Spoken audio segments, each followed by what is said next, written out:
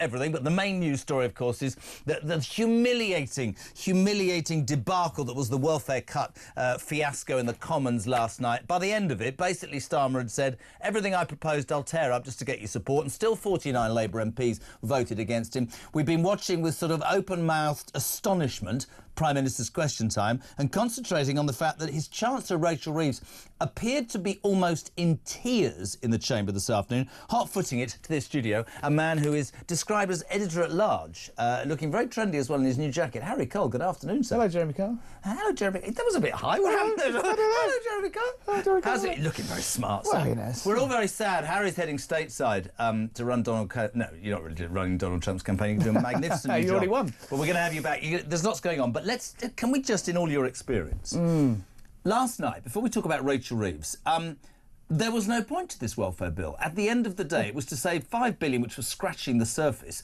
And as far as I understand it, by the time it had been watered down to placate these rebels, it's actually going to cost about 100 million quid. Yeah, only Keir Starmer could legislate to cut the welfare bill and end up increasing it. It's phenomenal. Look, You ever seen anything like that before? Look, we saw the sort of we saw various Tory prime ministers lose authority, but no one apart from Liz Truss, no one did it in as record time as Starmer. He's only 1 year. It's his 1 year anniversary on Friday, and he's got. There's no way he would have jettisoned all of those cuts if he genuinely thought he wasn't going to lose the vote last night. No one's lost a second reading in the House of Commons since Maggie in 1986 or something about Sunday trading laws. I mean, this is fairly unprecedented. A complete thumbing of the nose by his MPs to him, and it puts Rachel Reeves in a real bind because she's got to find another 5 billion quid, which in her black hole to cover the cost of these non-benefit cuts. They weren't even cuts, but she stopped saying cuts. This was just a reduction in the scale of the size the benefit bill was going to increase by. Plus, she's got to find the money for the winter fuel U-turn. Plus, she's got to find money for all these things that Starmer's announced in terms of increasing defence spending, and as I warned in my column on Monday, the bond markets right now are taking one look at this and going, what the hell is going on? The cost of borrowing already phenomenally high, already higher than at the time of Liz Truss's fandango. Increasing as we speak. I'm looking at the graph. The pound is falling against the dollar, and the cost of borrowing is going up. And we're already spending 120 billion pounds a year, more than on defence, more than on education, more than on policing, on servicing the debt. Basically, the credit card charges are costing more than what we spend on policing this country and defending this country. Why have they got it so badly wrong? Well, in your mind? They're in a bind. There's no doubt that Rachel Reeves has made tactical and strategic mistakes. With the support of the Prime Minister, I suspect. Well, the whole thing has been... Keir Starmer has outsourced his entire economic thinking to Rachel Reeves, just as he's outsourced his entire political thinking to Morgan McSweeney, his sort of mercurial chief of staff. Because he doesn't think himself. Well, that's what people are starting to really wonder. Given that he spent the last year doing all these things, and then he spent the last week doing these long-form interviews with his mate and the base biographer, and with lefty magazines and the Sunday Times. He's doing another one tonight with the BBC. He's basically jettisoning everything, and people are starting to think, well, hang on. What is actually behind the curtain here? It's like the end of the Wizard of Oz, and they lift up the curtain, and oof, there's nothing there. Said to Jack yesterday, well, I felt it was Noah. Great, it was a really good chat, and I was saying from my experience, just looking in, he doesn't seem, Harry, to have any political antennae. He doesn't seem to be able to judge a room or a country or a vibe or a feeling. He doesn't smell it. There's nothing that you think, do you know what, that's in your bones. He's just an over-promoted lawyer, isn't he? He is a lawyer, but in a time we need a leader. And the problem is that, we talked about it when he scrapped foreign aid and diverted it to defence. That was all right. That was good. When his immigration clampdown in May, got him a lot of heat from the left, but broadly good stuff. Was going to get the legal migration numbers down as well as and then work on the illegal migration numbers. And he's just basically abandoned that. He said, "Oh, I deeply regret giving that speech." It was like the one speech where you looked like you might actually have got it. And I don't know. It's an unhappy birthday for Keir Starmer this week. And look, I've been worried about the markets for a long time. In the fact that investors, long-term investors in this country, are looking at a government that seems incapable of getting in. Not only have we got the soaring benefit bill that's going to top off nearly £100 billion a year by the end of this decade. By the end of the decade, £200 billion a year on the NHS. That's going to be literally half of our day-to-day spending. It's just going to be on the health service. We're going to be a health service with a small, medium-sized country attached to it. You know, that plus the soaring defence costs is how they're going to pay for it. And Rachel Reeves has said, you know what, I'm not going to rip up my fiscal rules, I'm not going to increase borrowing, I'm not going to increase taxation. Well, where's the money going to come from? And, you know... View was easy from the cheap seats, Exactly. And look, I do think if she does have to end up having to rip up her fiscal rules, her credibility as Chancellor will be absolutely zero. Let's talk about Rachel Reeves. Uncomfortable viewing, I have to say. Brutal. I can't remember watching a PMQs like it. If you haven't seen this, Rachel Reeves was sat in the Commons next to Keir Starmer. Presumably, she was under instructions. Incredibly, looking there, if you zoom in, really, really upset, watery-eyed. Looks like she hasn't slept for about a month, bless her. At one point, a tear trickled down her face. Two tears. And it seemed to transpire that and quite rightly, broadcast, easy to jump on, people saying this could be a personal thing. Turns out there was an argument with the Speaker or something. What is this? She had a run-in with the Speaker on the way into the House of Commons, in the way into the chamber. Yesterday, Treasury statement or Treasury questions, there was a bit of a Barney between him and her, and suggested that she'd sort of answered back a bit, and he doesn't like that, basically. So he I think, tore a strip of her on the way in. Fine, look, Speaker argues with Minister, it's not exactly new. They're saying, look, she had some personal upset already, and it's it's sort of straw that broke the camel's back. But you can't call me old-fashioned. Whatever is going on, it's a bit like Keir Starmer saying, Stiff upper lip.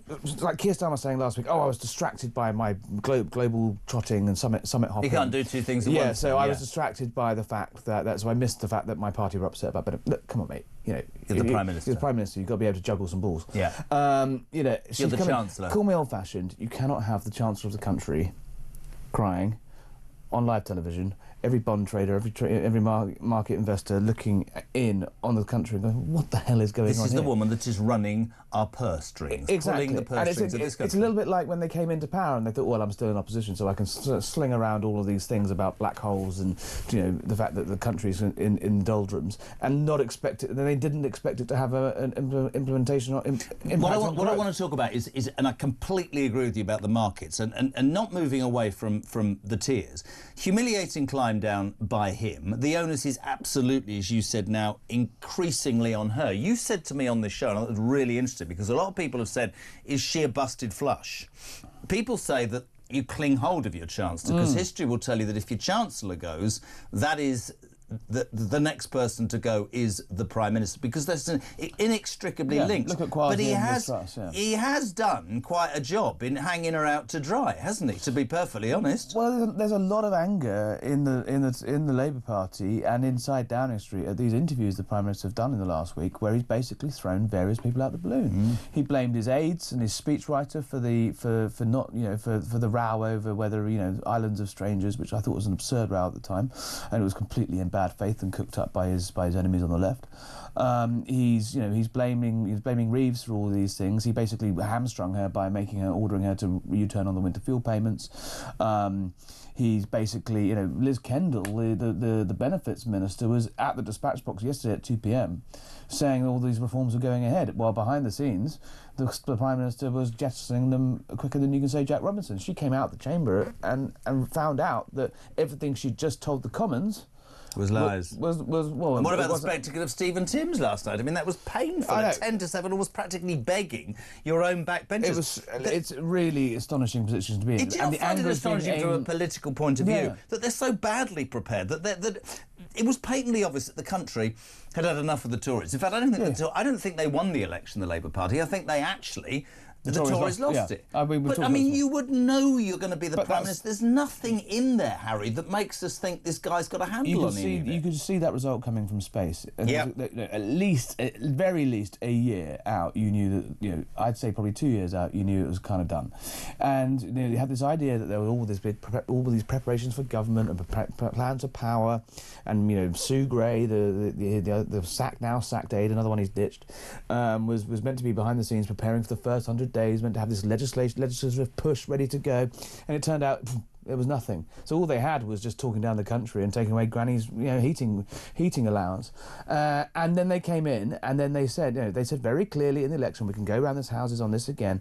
They said very clearly in the election they wouldn't be putting up national insurance, and you can argue that what they meant was they wouldn't put it up on employees, but they whacked business, they've backed bosses, they've whacked employers, the backbone of this country, the people that actually fund their beloved public sector, the people that actually create jobs and growth and wealth in this country. They whacked them with a massive hike on national insurance, having said they wouldn't do it. And even if you can argue the language was soft, to most of the public, that was a lie. Absolutely. And they haven't really recovered the trust since then. And if you look at Starmer's numbers, people already mistrust him. They already think he was Captain Hindsight, as Boris used to say. That guy on the complete armchair general, saying, I don't believe he wanted to do that, like the old Harry Enfield character. Remember? Yep. That was him. And if you already think he's already a bit shifty, very untrustworthy, you don't know what he believes, if he believes in anything, to then, on the anniversary of your year in power, go, you know what, I didn't actually believe any of those things I said I was doing. And you just think, who is... And I don't think it is... Even his own advisors are banging their heads against the wall right now. They are literally banging their heads against the wall, because what he does is he listens to them, or he pretends to listen to them, and he locks himself away in classic sort of barrister fashion, reads his brief. Keir knows best. He makes the decisions and comes out, does it, and then lo and behold, he has to U-turn after U-turn after U-turn. And his authority is fairly shot. And he's got that big majority. I think that's a really interesting point. His authority is fairly shot. That's a very salient point. What about Kemi Badenoch today? What did you make of her performance? I mean, people said that she was, what's it, Margaret? I think Kemi had a good day at PMQ, and after Rachel from Accounts in tears, looks like the chickens are coming home to roost, says Margaret in Birmingham. But Kemi Badenoch has struggled with PMQs. It hasn't been her finest part of her, short leadership already. Look, she hit the barn door today, right? If you can't score the day after, that humiliating climb down that basically saw the Labour Party take back control of the political agenda from Downing Street, and basically, I mean, I'll say hamstrung, but there's a ruder version of what they did to him last night. And if you can't win on a morning after that, when the Chancellor was literally sitting there sobbing, and Starmer, I don't know whether he couldn't see Reeves or whether he didn't care. He just sort of carried on. Yep. It was almost blasé, wasn't it? It was. And he was talking about how great a champion he is of women, while the most powerful woman in the government is sitting there gently sobbing next to him. Bad optics. Downing Street then also put a video out of Keir Starmer's own Twitter account of what a great performance he did, and you could see her crying in the background. Very quickly deleted. I mean, completely tin-eared that. Look, Kemi had a good day. She hit the barn door. So, but the bar is a little bit higher.